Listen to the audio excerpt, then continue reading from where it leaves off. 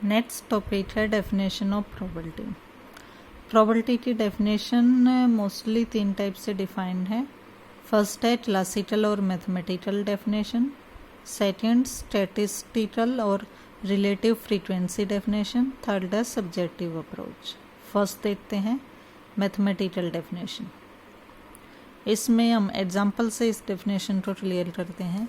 जैसे कोई बेड है, बेड के अंदर 6 हरी बॉल हैं, 4 रेड बॉल हैं, टोटल कितनी बॉल होगी 10। अब इसमें हमें ग्रीन बॉल निकालने की प्रोबेबिलिटी निकालनी है। तो ग्रीन के यानी फेवरेबल केस कितने हैं, ग्रीन 6, और टोटल केस कितने यानी टोटल बॉल कितनी है 10। तो आंसर आ जाएगा 6/10, क्योंकि टोटल तो 10 थी और फेवरेबल केस जो हमारे ग्रीन निकालने के थे वो 6 थे। यानी फॉर्मूला क्या बन गया, एक तो हम प्रोबेबिलिटी को यहाँ डिनोट करेंगे स्मॉल p से, probability of a equal to small p, number of favourable case जो निकालना है इवेंट, जिस इवेंट की प्रोबेबिलिटी निकालनी है उसके फेवर में कितने केस हैं, अपॉन में total number of equally likely cases. एक तो जो ये डेफिनेशन है ये प्रॉपरली बेस होती है इक्वली लाइकली केसेस पर। अगर ये सिचुएशन ना हो तो यहाँ ये डेफिनेशन किसी काम की नहीं आएगी। यानी ये तब वैलिड है जब इक्वली लाइकली केसेस हों। अब नंबर ऑफ फेवरेबल केसेस को हम डिनोट कर देंगे m से, और टोटल केसेस को डिनोट कर देंगे n से, यानी प्रोबेबिलिटी क्या आएगी m/n।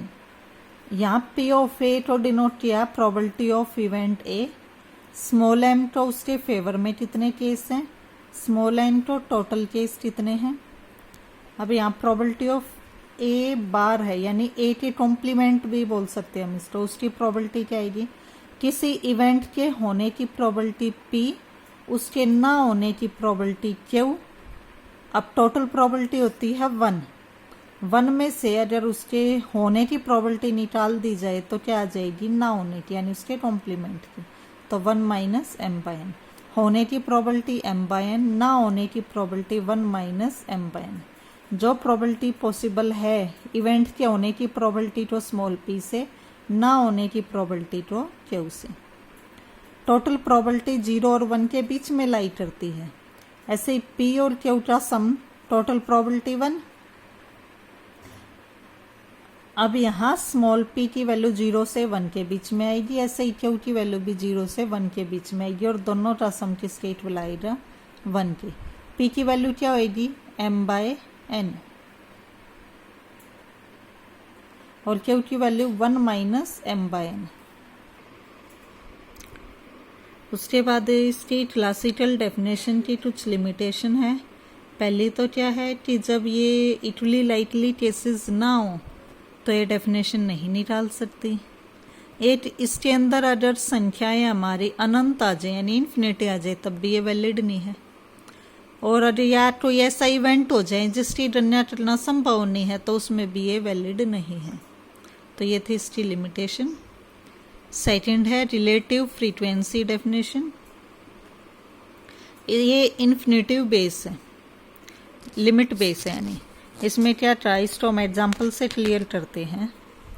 जैसे हमने एक कॉइन लिया है, उसको हमने 100 बार उछाला और उसमें हमने उछाल के देखा तो 55 बार हेड आया और 45 बार टेल आया है। तो इसका हमने इसके हेड आने की प्रोबेबिलिटी निकालनी थी।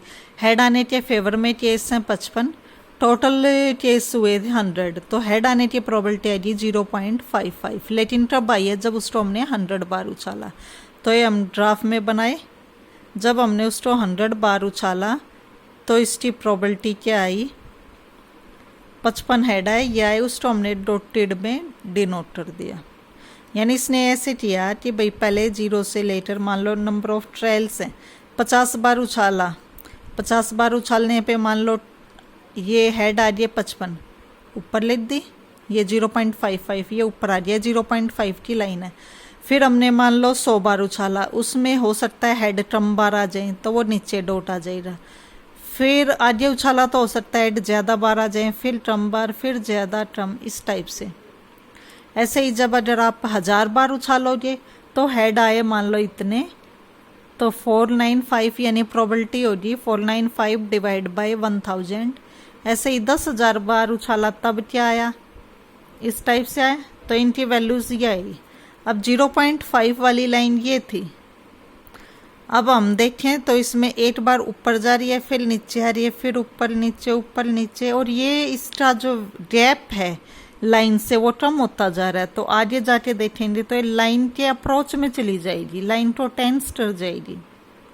अब इसके फेवर में केस कितने थे, आर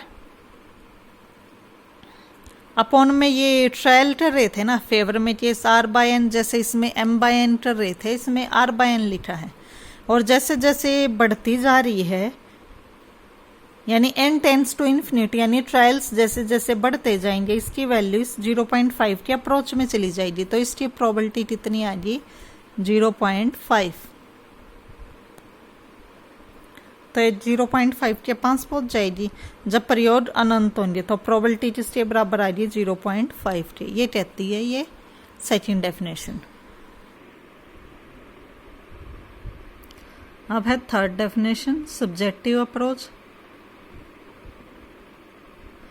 अब इसमें प्रोबेबिलिटी कैसे निकालेंगे, व्यक्ति के द्वारा उसके उपलब्ध आंकड़ों के आधार पर ज्ञात किया जाता है, यानी व्यक्ति के विश्वास को व्यक्त करती है।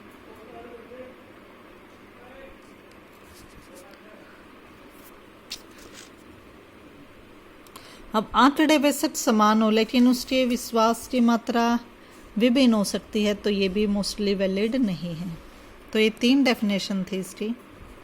अब इसकी प्रोबेबिलिटी की इम्पोर्टेंस है।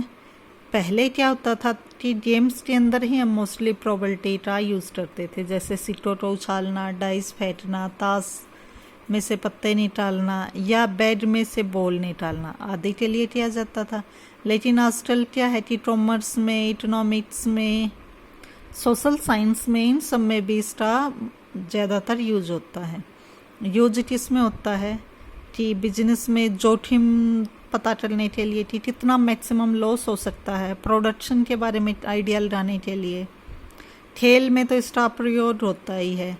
एक इसमें सैम्पलिंग टेस्ट जो पढ़े हैं, Z test, T test, F test, इनके लिए या LIC वगैरह के लिए, इन सब में प्रोबेबिलिटी का मोस्टली यूज होता है। अब नेक्स्ट है प्रोबेबिलिटी स्केल, यानी प्रोबेबिलिटी क्या होती है 0 और 1 के बीच में ही लाई करती है। किसी इवेंट का ना होना 0, उसका टोटल होना 1, यानी इवेंट के होने या ना होने की प्रोबेबिलिटी 0-1 के बीच में लाई करती है। जो इवेंट इम्पॉसिबल है, संभव है, उसकी प्रोबेबिलिटी आएगी 0, जो पॉसिबल है उसकी प्रोबेबिलिटी आ जाएगी 1। अब कैलकुलेशन के लिए वही n क्या होता है इसमें जो स्मॉल n यूज करते हैं, और total number of equally likely case. m क्या होता है number of favourable case.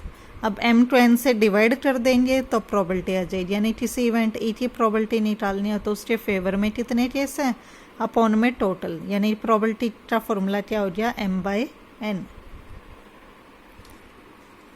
Similarly किसी इवेंट के ना होने की प्रोबेबिलिटी क्या होगी 1 माइनस प्रोबेबिलिटी ऑफ E। अब एग्जाम्पल फर्स्ट देखें, एक कॉइन अगर हम टॉस कर रहे हैं उसमें हेड आने की प्रोबेबिलिटी निकालनी है। जब कॉइन टॉस करोगे तो पॉसिबिलिटी 2 होंगी, या तो हेड आएगा या टेल आएगा, यानी इक्वली लाइकली केस हमारे पास कितने हो गए 2।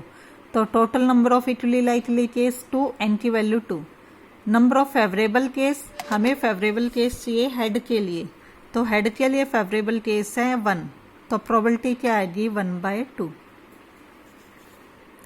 नेक्स्ट, जब अनबायस्ड डाइस को हम थ्रो करते हैं तो इवन नंबर आने की प्रोबेबिलिटी, जब डाइस को थ्रो करोगे तो इवेंट्स जो आएंगे आपके पास, जो फेसेस आएंगे वो 1 से 6 तक कोई भी नंबर आ सकता है, यानी टोटल फेसेस आएंगे 6, तो स्मॉल n की वैल्यू आएगी 6। Number of case favourable to even point, even numbers जो आएंगे वो 2, 4, 6, 3 आएंगे इवन नंबर्स, तो फेवरेबल केस हो गया m = 3, तो आंसर आ गया 3/6। तो इसी पे बेस सिंपल कुछ ही एग्जाम्पल्स हैं, ये आपने करने हैं।